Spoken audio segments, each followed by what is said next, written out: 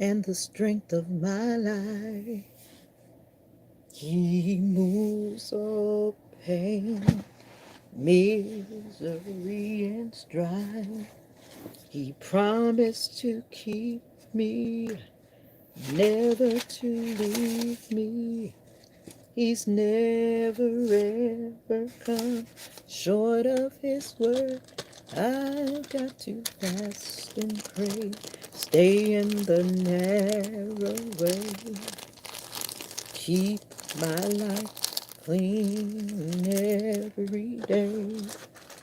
I want to go with him when he comes back. I've come too far and I'll never turn back.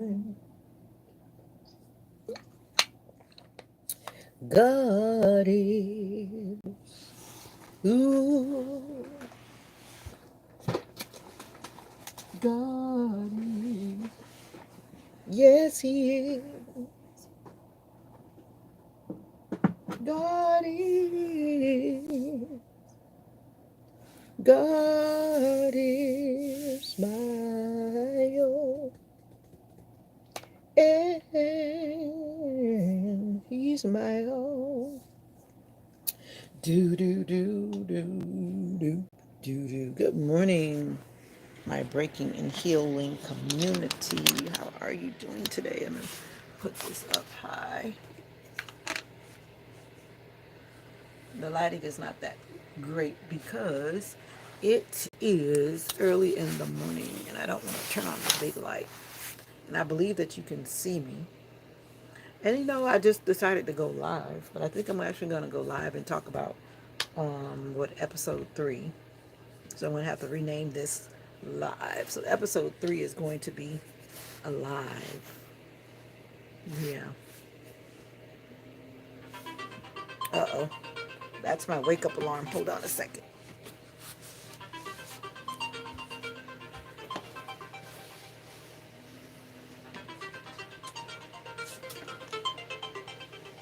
That means it's time to wake up and be ready. Look who's here.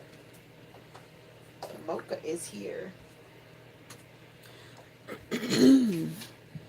All right. If you are new, welcome. And if you are coming back, welcome. Let me say, if you're coming back, welcome back. And if you're new, welcome. Yeah. But anyway, um, just want to talk briefly about. I didn't make my bed up, but anyway, I usually make my bed up when I get out of my bed. It's kind of distracting, so let me fix that little comforter back there. And Mocha is saying good morning. Say, hey, Mocha. All right, Mocha, good morning. Good morning. uh, that's Mocha. But anyway, the episode 3, I wanted to talk about the aftermath after being injured in a domestic violence situation. And one part of it for me was I felt like I was okay, but I wasn't okay.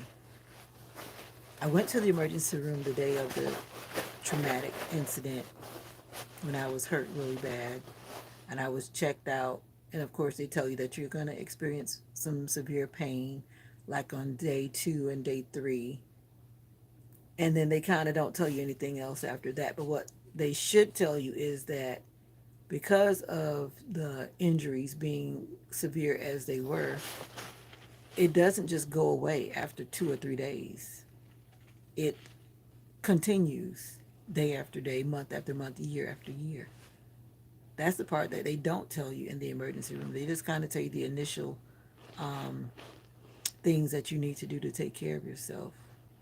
So listening to them, I said, okay, after 2 or 3 days, I'm going to, be in some more pain and then I'll be okay. So I just kind of listened to them and then I put that same thought in my head. But I was not okay.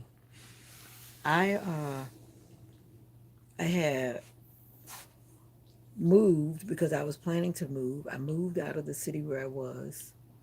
And then I immediately went to my new location and I started working. and I was in so much pain. When I tell you I was in so much pain, I couldn't even like sit up to drive because I had neck trauma. I had head trauma. So I had to like lean my seat back while I was driving. I had to prop myself up with a pillow because when I tried to venture to like sit up, whoo, talking about painful, I could not sit up.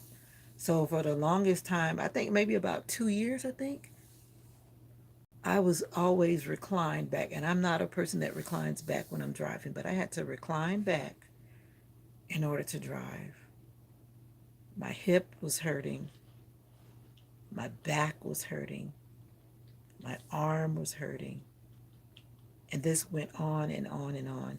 So finally, I went back to the doctor. I went to a new doctor in the area where I was living. I kind of gave them a brief little, this is where I am, this is where I've been. And I showed them, the x-rays and the things that I had already done. And then I began physical therapy. Physical therapy was helpful. And then physical therapy was not enough. Then I started doing some chiropractic care. And then from chiropractic care, I did some massages or whatever, just trying to help myself recover. And then, of course, I graduated from physical therapy. I graduated from chiropractic care. And then, like most medical insurances, they only address like one situation at a time. So then I had to go to physical therapy for my neck. Then I had to come back and go to physical therapy for my shoulder. Then I had to go back to physical therapy for my elbow. Then I had to go to physical therapy for my back. Then I had to go to physical therapy for my hip. It was like a long process. It seemed like it would never end. Never end. And then years after that, I realized that I was not okay emotionally. I was not okay mentally. And then there's a video on this channel where I talk about that, where I went to uh, therapy for my mental health so that I could help deal with the memories that were in my mind from the trauma that I had experienced. And so, what I really wanted to say about the physical aspect of domestic violence is that we all have different levels. Those of us who've gone through domestic violence, some more physical than others, some less physical. But whichever way it went, we all come out with scars, whether they're mental, whether they're physical, whether they're emotional. Those scars don't just go away. Many of us suffer from post traumatic stress disorder or PTSD. We have different things that trigger us in life as we go from day to day.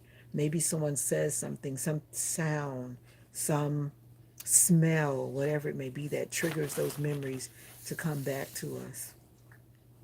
But the main thing is that we have to take care of ourselves. When we're realizing that we're being triggered by something, or we're realizing, like for me, my physical therapy office, they gave me many exercises that I can do, that I can continuously do.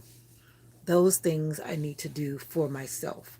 Because I'm trying to take care of myself, I bought a TENS unit, which I call it a mechanical massager, where I can put it on my shoulder, I can put it on my back, or I can put it wherever I need to put it on my body to massage those muscles to help reduce the pain and the tension that's going on in those areas. That has been a wonderful asset to my health regimen. I've also have many ice packs, the dual ice pack, heat packs that they have available now. And then I use my stretch band. It's on the back of my door, so I can do some exercise with my stretchy band.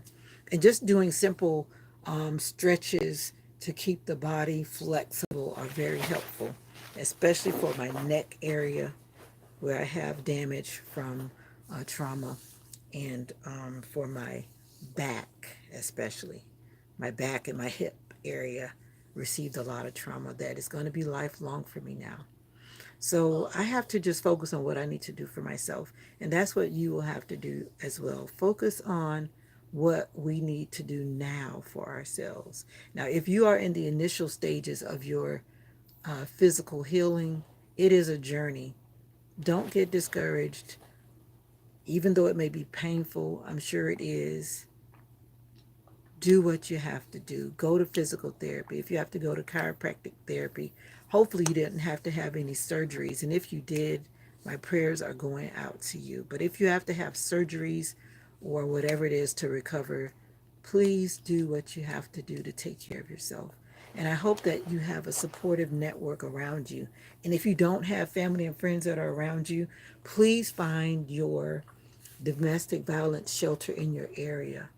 Usually they're posted in public restrooms, the phone number. You can look them up online. You can find them through your police department or your sheriff department so that you can have a resource around you to support you. Join a group or groups. There are, and you know what? I need to get back in a group. I was in a group earlier, and it's always good to be around people who've experienced what you experienced, and then you can just talk with people who can understand where you come from. Because if you've never experienced domestic violence physically or emotionally or mentally, it's a whole nother world.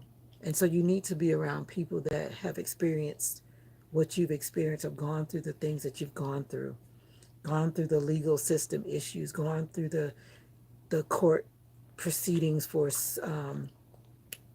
criminal court, you know, and all this stuff. I've been through criminal court, civil court because of domestic violence, and it's not an easy walk. It's not. So today, I just want to encourage you to take care of yourself. If you're an old soldier, as I would say, you're still trudging along. Like for me, the most traumatic incident happened for me in 2017. And here it is now, 2024, and I'm still in pain. I still feel like I'm in recovery day by day. But I try to do what I have to do to take care of myself. I try to eat well. I try to walk and keep my body moving. I try to exercise. And if I need to, I go back to physical therapy. Just let my doctor know that, hey, I need to check back in with physical therapy because what's going right now is a bit more than I can handle at home.